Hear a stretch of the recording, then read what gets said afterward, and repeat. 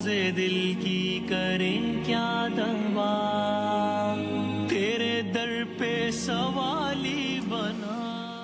بسم اللہ الرحمن الرحیم. سرکار دو عالم احمد مجتبیٰ محمد مصطفیٰ صلی اللہ علیہ وآلہ وسلم کی ذات مبارکہ کے حوالے سے یہ گفتگو جاری ہے. اور کل مجھے بلکہ زہیب بھائی نے ایک بات کی سیگمنٹ کے بعد مجھے بڑی بھری لگی وہ بات کہ چونکہ اس میں آقا کا تذکرہ ہوتا ہے تو بس یہ ایک انداز سے آقا کا میلاد ہو جاتا ہے الحمدللہ اس نشریات میں روزانہ کی بنیاد پر الحمدللہ. اور ظاہر ہے پھر جس جگہ آقا کا ذکر ہو جائے، یعنی ایک شاعر نے کہا کہ روز برپا ہوتی ہیں محفلیں زمانے میں، روز برپا ہوتی ہیں محفلیں زمانے میں، بھئی ہم تو باغ جنت میں روز آتے جاتے ہیں. یہ لطف لے لیتے ہیں آقا کے تذکرے کا الحمدللہ. کل تک بات یہاں تک پہنچی تھی کہ آقا صلی اللہ علیہ وآلہ وسلم اس دنیا میں تشریف لائے اور نام رکھا گیا. عرض کیا تھا اور حفیظ علندی صاحب کے کیا کہنے، انہوں نے کہا ہم نے پیش کیا بشارت کے مطابق، بشارت ویسے نہیں، بشارت کے مطابق، چونکہ اب آقا کا معاملہ ہے نا تو اب ہر کام من جانے بلّہ ہے، خود سے تو کوئی بات ہی نہیں ہے. بشارت کے مطابق آمنہ نے نام بتلایا، اس لیے کہ فرشتوں نے بتایا تھا کہ احمد ہے تیرا جایا. کہا دادا نے، حضرت عبد المطلب نے کہا دادا نے، اے بیٹی میرا پوتا محمد ہے کہ دنیا بھر کے انسانوں سے اعلیٰ اور امجد ہے. یہاں تک بھی بات. اب ذرا بات آگے بڑھاتے ہیں. اس زمانے میں دستور یہ تھا، زمانہ جاہلیت میں، وہاں عربوں کا رواج یہ تھا اس زمانے میں کہ وہ اپنے جو نوزائیدہ، ابھی ایک مختصر پیش کرتا ہوں پھر اشعار میں خود یہ ساری بات سمجھ آ جائے گی، بڑے سیلف ایکسپلینیٹری اشعار ہیں کہ اس زمانے میں عربوں کا رواج ہوتا تھا کہ جو نوزائیدہ جو لڑکے ہوتے تھے ان کی پیدائش ہوتی تھی تو ان پیدا ہونے والے لڑکوں کو وہ دور دراز کے قبائل میں پرورش کے لیے بھیج دیا کرتے تھے. پیدا ہونے والے لڑکوں کو دور دراز کے علاقے میں قبائل میں پرورش کے لیے بھیج دیا کرتے تھے. اس سے کیا ہوتا تھا، ایسا کیوں کرتے تھے؟ مطلب ایک طرف وہاں ان کی خاص ماحول میں پرورش ہوتی تھی، ان کی زبان فصیح ہو جاتی تھی، بلیغ ہو جاتی تھی، اور دوسرا وہ وہاں کے ماحول کے مطابق ایک کھلے ماحول میں پل بڑھ کر فطری طور پر ایک صحت مند ہو جاتے تھے، شجاعت حاصل کرتے تھے. یہ رواج تھا. سرکار دو عالم صلی اللہ علیہ وآلہ وسلم کی پیدائش ہوئی تو اگر میں اپنی زبان میں کہوں سیزنز ہوتے تھے کہ اس سیزن میں چونکہ باقاعدہ یہ ایک کام تھا، ایک کاروبار تھا کہ وہ بدوی عورتیں آتی تھیں اور بچوں کو گود لے آتی تھیں، ان کو پالتی تھیں اور اس کے بعد کچھ عرصے بعد وہ بچوں کو واپس کر دیتی تھی. تو سرکار کی پیدائش کے سال بھی حسب دستور بدوی عورتیں مکے میں آئیں. کیا ہوا، وہ آئیں اور سب نے دولت مندوں کے بچے حاصل کر لیا کہ ہر کسی کی یہ خواہش تھی کہ زیادہ سے زیادہ اس کام کے عوض، بچے کی پرورش کے عوض فائنینشیل بینیفٹ حاصل کیا جائے، مالی فائدہ حاصل کیا جائے. تو سب کی یہ کوشش ہوتی تھی کہ کس کا کتنا اسٹرانگ فائنینشیل بیک گراؤنڈ ہے، کون کتنے اچھے پیسے دے سکتا ہے، اس بچے کو گود لیا جائے. سب نے دولت مندوں کے بچے حاصل کر لیا. میرے آقا صلی اللہ علیہ وآلہ وسلم ظاہر امیر کائنات تھے وہ تو، لیکن اب ظاہراً بات ہو رہی ہے در یتیم تھے. تو اس سبب چونکہ apparently financial back ground was not very strong, تو مال اور دولت کی لالچی خواتین نے، یا مال اور دولت کے اصول میں جو خواتین تھی، میں کہوں گا بدقسمت خواتین نے، ایک رسول اللہ کے اصول میں وہ ناکام رہے صلی اللہ علیہ وآلہ وسلم. تو پھر کیا ہوا، جس دائی کی قسمت کھلی وہ قبیلے کی سب سے غریب عورت تھی، لیکن حضرت عبد المطلب کی پیشکش پر اس دائی نے، دائی حلیمہ سعدیہ پر ہم قربان، کیا کہنے ہیں، دائی حلیمہ سعدیہ نے رسول اللہ کو پانے کی سعادت حاصل کر لی.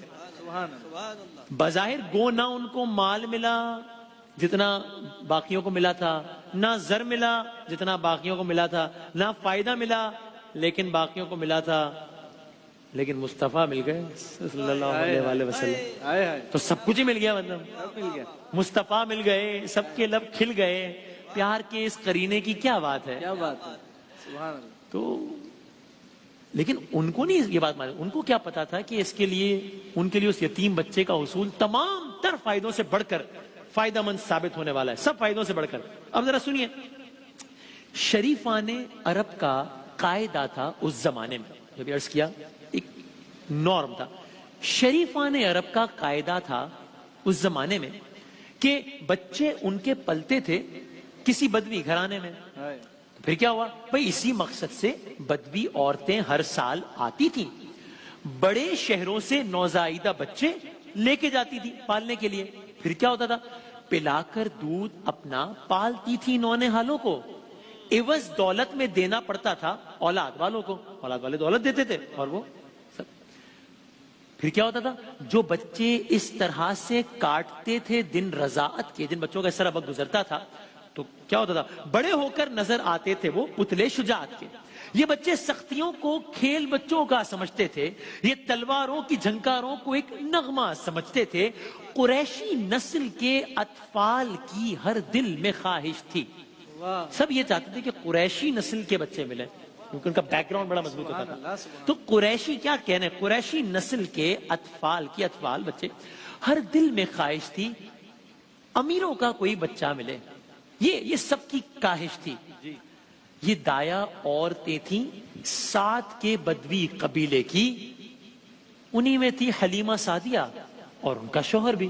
اب یہاں سے بھی حلیمہ سعدیہ کی داستان سے حلیمہ قافلے بھر میں غریب اور سب سے کم تر تھی, بظاہر فائنینشلی اتنا اسٹرانگ نہیں تھی. حلیمہ قافلے بھر میں غریب اور سب سے کم تر تھی. پھر یہی نہیں کہ خود غریب تھی کم تر تھی, پھر ان کی اونٹنی بھی دبلی پتلی اور لاغر تھی. اس زمانے میں ظاہر مینز آف ٹرانسپورٹیشن تو وہی تھا نا. حلیمہ قافلے بھر میں غریب اور سب سے کم تر تھی, پھر ان کی اونٹنی بھی دبلی پتلی اور لاغر تھی. گھروں میں مقدرت والوں کے پہنچی عورتیں, ساری عورتیں پہنچی بچوں کو گود لینے کے لیے. حلیمہ رہ گئیں ڈیرے پہ بیٹھی, شرم کی ماری وہ زرداروں کے بچے لے کے واپس لوٹ بھی آئیں. جو باقی عورتیں تھیں وہ امیروں کے بچے لے آئیں, وہ زرداروں کے بچے لے کے واپس لوٹ بھی آئیں.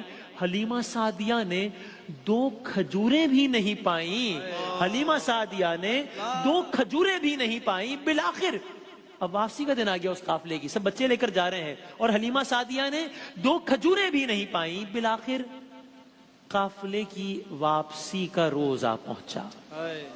اب واپس جا رہے ہیں سب اور سب کے ہاتھ میں نونہال ہے اور امیر گھرانوں کے نونہال ہیں اور حلیمہ سعدیہ کے پاس کچھ بھی نہیں ہے. حلیمہ سعدیہ نے 2 کھجوریں بھی نہیں پائیں اور بالآخر قافلے کی واپسی کا روز آ پہنچا. بیچاری کے لیے ایک ناوک دل دوز آ پہنچا.